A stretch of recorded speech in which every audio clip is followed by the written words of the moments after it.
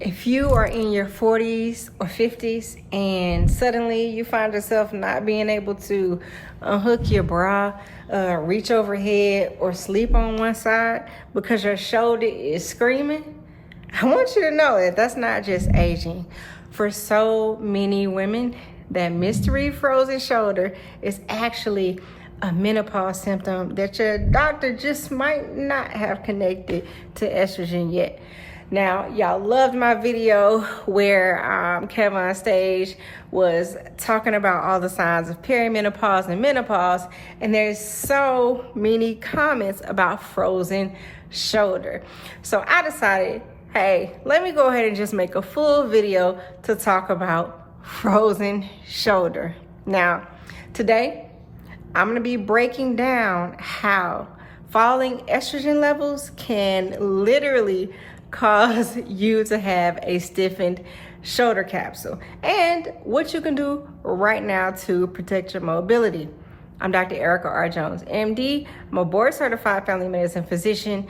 So I'm gonna talk to you a little bit about frozen shoulder and menopause, perimenopause. This is what I wanna do. I want to make it very simple. So I'm gonna use some language, right? So adhesive capsulitis is the formal name, but frozen shoulder is what we call it. And what happens is the capsule around your shoulder, it gets inflamed, thick, and tight.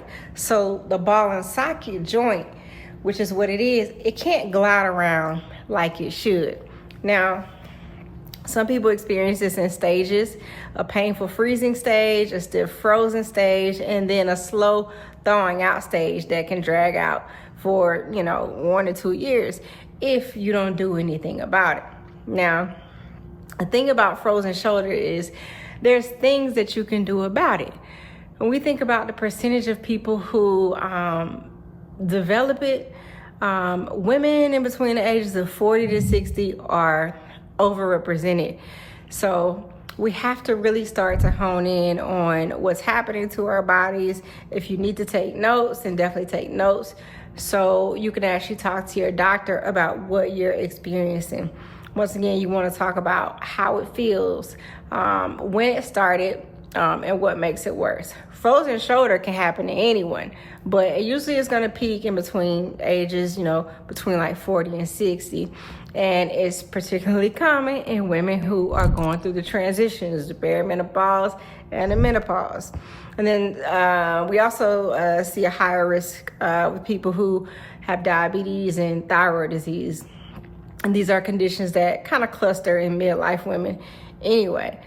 Like, frozen shoulder is so common in some Asian countries that they literally call it 50-year shoulder. So just know, if you're suddenly getting hot flashes, night sweats, irregular periods, and then you discover that your shoulder won't move, it's not a coincidence. It is likely a pattern. So you might want to talk to your family doctor about it, talk to your GYN about it, and then talk to them about, what you think may be happening to your estrogen levels. So I'm gonna just break it down to a real simple level for you. Estrogen is not just a period hormone. Estrogen actually has anti-fibrotic and anti-inflammatory effects, meaning that it helps calm inflammation and prevents tissues from becoming really thick, scar tissue like. Now, we have estrogen receptors all over our body, and they're also in connective tissue. This connective tissue is included in our shoulder capsule, our ligaments, and the surrounding muscles. So think about this. When estrogen levels start to fall in perimenopause and menopause, this capsule can become less elastic. Inflammation can build up in here more, and it can be more prone to thickening and actually not allowing for this smooth movement. So just remember this: less estrogen could be the reason why you have that frozen shoulder. There is some emerging research that's showing that menopausal women on estrogen therapy have a lower risk of developing frozen shoulder than those not on the hormones, suggesting that estrogen is protective. But I want to talk to you about symptoms that should not be ignored when we're talking about frozen shoulder as a result of dropping estrogen changes.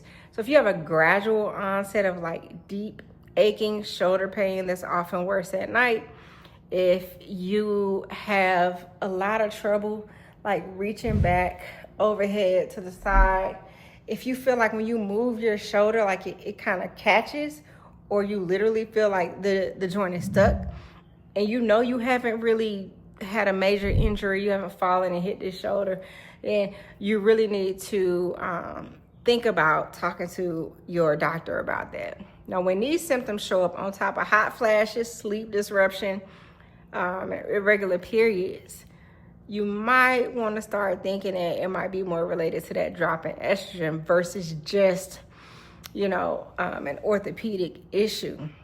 So it's important that you are able to track your symptoms, write it down, and then you'll get to a point where you can talk to your doctors about what else is going on. Sometimes orthopedists, joint specialists may only, really think about that joint. But if you also let them know like, hey, I think I'm going through perimenopause or menopause, then that can kind of help get to, the root cause of things sometimes.